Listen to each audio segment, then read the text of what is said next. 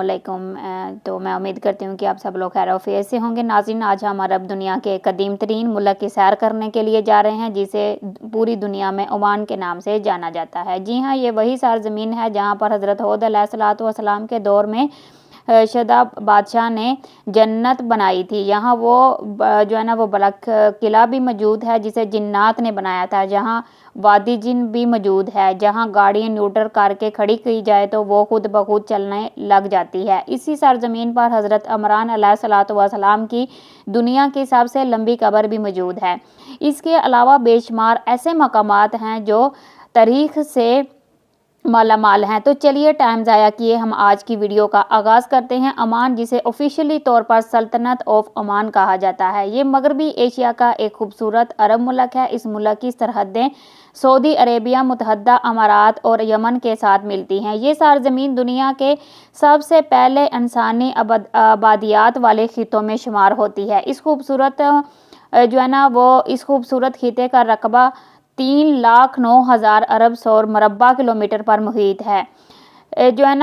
اس اعتبار سے دنیا کا 70واں بڑا ملک ہے۔ اس سرزمین پر 45,0471 لوگ آباد ہیں، لیکن آپ کو بتاتی چلوں کہ یہ آبادی صرف یہاں کے عربی لوگوں کی نہیں ہے۔ اس آبادی میں ایک بڑا حصہ پاکستانی، بنگلہ دیشی، انڈین، سوروی، مصری، ایجنسینز، یہ تمام لوگ شامل ہیں۔ حتیٰ کہ فلپائن، یوگنڈا کے لوگ بھی ایک کثیر تعداد میں موجود ہیں۔ اس سرزمین کا دوسرا سب سے بڑا اور خوبصورت ترین شہر سلالہ ہے۔ یہ شہر عرب ملکوں کے ایک قدرت کا بہترین تحفہ ہے۔ یہاں جون، جولائی، اگست کے مہینوں میں موسم ٹھنڈا اور زبردست ہو جاتا ہے۔ پورے عرب ملکوں سے لوگ اس موسم کا لطف اٹھانے کے لیے یہاں آتے ہیں۔ اس موسم کو متحتر کا نام دیا گیا ہے، یعنی اس موسم میں ہوا میں ہلکی ہلکی نمی اور ٹھنڈک ہوتی ہے۔ ان دنوں میں پہاڑ سرسبز ہو جاتے ہیں، ہر طرف دیکھتے پر سبزہ ہی سبزہ نظر آتا ہے۔ یہاں ان لوگوں میں ایک خوبصورت میلہ بھی لگتا ہے جہاں لوگ خوب انجوائے کرتے ہیں اور دوسرے ممالک سے آنے والے لوگ یہاں پر اپنی فیملیز کے ساتھ اگر خوب انجوائے کرتے ہیں۔ اس شہر کا کل رقبہ 1500 مربع کلومیٹر ہے اور اس شہر میں 3,13,149 لوگ آباد ہیں، لیکن یہ آبادی صرف وہاں کے عربی وطنی لوگوں کی نہیں ہے، اس میں دوسرے ملکوں کے لوگ بھی شامل ہیں۔ تو چلیے اب ہم مقدس مقامات کی سیر کرتے ہیں۔ محترم ناظرین، حضرت حضور صلی اللہ علیہ وآلہ وسلم کے ایک بہت بڑے عاشق حضرت اویس کرنی رضی اللہ تعالیٰ عنہ کا مزار بھی اسی شہر میں موجود ہے، یعنی سلالہ میں، جو پہاڑوں کے بالکل بیچ میں واقع ہے۔ یہ وہی حضرت اویس کرنی رضی اللہ تعالیٰ عنہ ہیں جنہوں نے ساری زندگی اپنی والدہ محترمہ کی خدمت کی اور اللہ رب العزت کے ہاں ایک عظیم مرتبہ پایا۔ حضور صلی اللہ علیہ وآلہ وسلم کے دور میں موجود ہوتے ہوئے بھی یہ ایک تابعہ گزار یعنی انہوں نے جاگتی آنکھوں سے صحابہ کرام کو دیکھا، لیکن حضور صلی اللہ علیہ وآلہ وسلم سے ملاقات نہ ہو پائی، جس کی وجہ صرف اور صرف اپنی والدہ کی خدمت تھی۔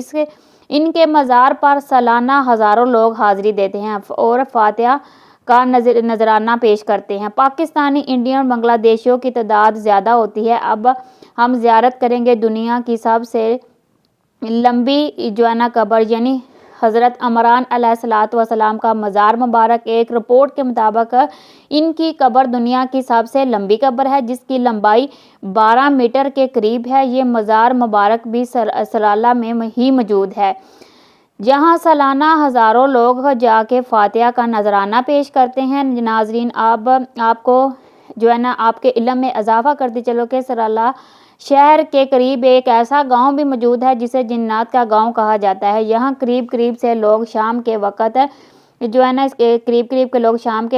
نہیں گزرتے۔ اگر ہم اس کی تاریخ پر نظر ڈالیں تو یہاں پر بننے والا بلا فورٹ یعنی قلعہ جنات تعمیر کیا گیا تھا۔ اس قلعے کو صرف ایک رات کے اندر مکمل کیا گیا تھا۔ اس میں کتنی حقیقت موجود ہے یہ اللہ رب العزت کی ذات بہتر جانتی ہے۔ البتہ لوگ یہاں رات کو صرف جنات سے जिन्नात से पहले पहले वापस चले जाते हैं। सुनने में आता है कि रात के वक़्त यहाँ टैक्सी ड्राइवर और दूसरे कार या गाड़ियों के ड्राइवर को इंसानी शक्ल में जिन्नात खड़े होकर रोकते हैं, जिसका कोई वजूद नहीं होता। ये लोग फिर डर के मारे दोबारा इस तरफ का सफ़र रात के वक़्त नहीं करते। अगर हम शदा बादशाह की जो है ना वो बनाई हुई जन्नत पर नज़र डालें, जो कि आज भी अपनी असल सूरत में मौजूद है, लेकिन ये खंडरात पुराने हो चुके हैं। सुनने में आता है कि ये जन्नत हर दिन ज़मीन में धंसती जा रही है। असरात आस्ता आस्ता मिटते जा रहे हैं, जो है ना इसके असरात ज़्यादा जो है ना आस्ता आस्ता मिटते ही जा रहे हैं। ये जन्नत शदाद 5 सजदे पर परवाई तो वो बहुत शौक़ से 5 सदियों से पहले ये बहुत शौक़ से बनाई गई, लेकिन अल्लाह रब्बुल इज़्ज़त की ज़ात फैसला कुछ और था। इस जन्नत को देखना शदा बादशाह को भी नसीब ना हुआ और इस दुनिया फ़ानी को छोड़कर कूच कर गया। इस जन्नत को देखने के लिए पूरी दुनिया के टूरिस्ट हज़रात पर यहाँ आते हैं। नाज़रीन, सलाला शहर में हज़रत अय्यूब अलैहिस्सलातु वस्सलाम का मज़ार मुबारक भी मौजूद है, जो कि पहाड़ों के बीच बना हुआ है। इनके मज़ार के साथ वो मस्जिद भी मौजूद है जहाँ हज़रत अय्यूब अलैहिस्सलातु वस्सलाम इबादत किया करते थे, और वो चश्मा भी मौजूद है जहाँ से बीमारी के बाद इनको अल्लाह ताला के हुक्म से शफा भी हुई थी। मौजूदा वक़्त में इस चश्मे को शफा चश्मा कहा जाता है। लोग अक्सर यहाँ आते हैं और नहाते हैं। लोगों का मानना है कि इस चश्मे में नहाने से जिस्मानी बीमारियाँ दूर हो जाती हैं।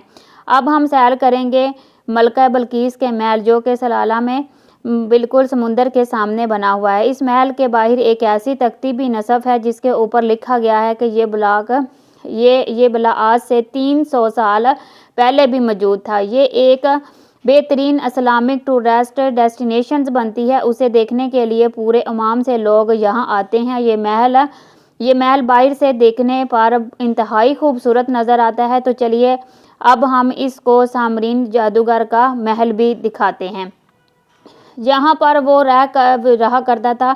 इस महल के बाहर एक बोर्ड लगाया गया जिसके ऊपर इस महल की तारीख लिखी गई है, और ये भी लिखा गया है कि ये 1000 साल पुराना है। ये वही सामरीन जादूगर है जो अरब औरतों के पाँव की जो है ना वो मट्टी उठाकर जिन्नात के ज़रिए अपने पास लाता, उनकी पाँव की मट्टी उठाता और जिन्नात के ज़रिए उन्हें अपने पास लाता। फिर इस पर जादू करता है, जिसका नतीजा ये निकलता है कि वो औरत इसके कब्ज़े में आ जाती और ख़ुद चलकर इसके पास आती। फिर ये जादूगर उस औरत से अच्छा और बुरा काम करवाता। आज भी अगर आप ममाम जाएं और वहाँ की अरब औरतों के जो है ना वो आप बुरखे देखें, तो जिनको वो लोग अबाया कहते हैं, तो वो पीछे से लंबे होते हैं। क्यों ना कि ये औरतें चलती हैं तो पीछे से पाँव के निशान मिटते जाते हैं।